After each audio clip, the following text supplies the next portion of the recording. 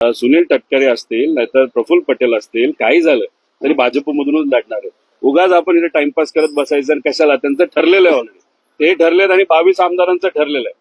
त्याच्याचबरोबर एकनाथ शिंदे साहेबांच्या काही आमदारांचं ठरलेलं आहे. त्यामुळे ज्या गोष्टी ठरल्यात त्या आपण इकडं वेडं वाकडं बोलून हे होईल ते होईल असं मोघम बोलून चालत नाही. जे आहे ते आहे. भाजपमधून ते लढणार. फक्त प्रक्रिया ही जरा फास्ट झाली. 2029च्या आधी जी प्रक्रिया व्हायला पाहिजे होती ती आधीच झाल्यामुळे आत्ताच प्रवेश करतात.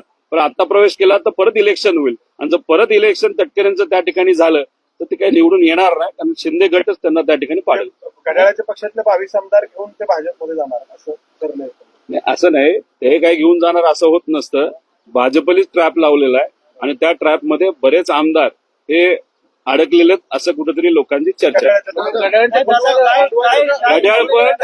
घड्याळ पण आणि धनुष्यबाण पण दोन्ही मिळून 40 आहेत. काय ठरलं ते एकदा सांगा.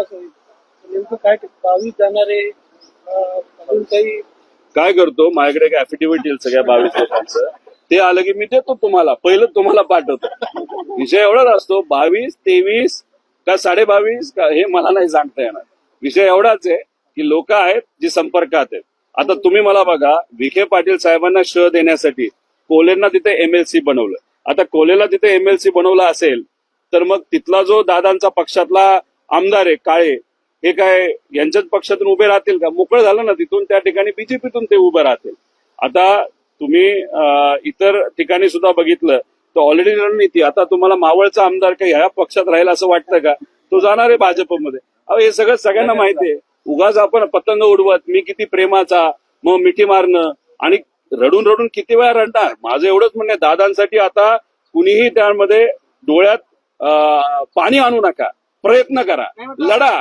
नाहीतर कोणतरी मिठी मारते, लढते, भाषण करते. पक्षामध्ये हे लोक जसं की भाजपकडे गेले तर मग पवार कुटुंब जर अडचणीत आलं तर पवार कुटुंब म्हणून मग तुम्ही परत एकत्र येणार का? पवार कुटुंब काय पवार आडनावाचं नाही. पवार कुटुंब हे महाराष्ट्रातील लोक आहेत. त्यामुळे पवार साहेब जो काय ठिकाणी निर्णय घेतील, महाराष्ट्राची जनता ही पवार साहेबांबरोबर त्या ठिकाणी राहील. प्रफुल्ल पटेल हे भाजपमधनं लागणार आहे. रोहित पवार त्यांचं मानसिक संतुलन बिघडलेलं आहे.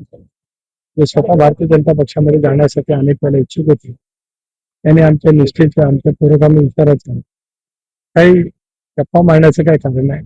त्यांचा नैतिक अधिकार सुद्धा नाही. त्यांनी आपलं स्वतःचं बोल, आपलं स्वतःचं जे काही चाललंय ते तपासावं. आमचं आणि आमच्या हिमतीने आहोत. कालच सांगितलं की आदरणीय वहिनींच्या नेतृत्वाखाली राष्ट्रवादी काँग्रेस पक्ष उद्याच्या भवितव्याच्या कालावधीमध्ये एनडीए अधिक मजबूत करण्यासाठी महाराष्ट्रामध्ये गेल्यावर जी फडणवीस मुख्यमंत्री एकनाथराव शिंदे, वहिनी मुख्यमंत्री यांच्या नेतृत्वाखाली महायुती बळकट करण्याचं आमचं काम त्या ठिकाणी सुरू आहे. आणि बुद्धिभेद पसरण्याचा धंदा अलीकडच्या कालावधीमध्ये काय लोक करतायत तो त्यांच्याजवळ त्यांना लक्षात होईल. अशी एक सोशल माध्यमांवरती चर्चा आहे की पार्थ पवार आणि तटकरे पटेल यांच्यात फाटला आहे, त्यामुळे तुमची हे अत्यंत चुकीचं आहे, निराधार आहे. त्याच्यात काही अर्थ नाही. एवढंच मला या ठिकाणी सांगितलं. धन्यवाद.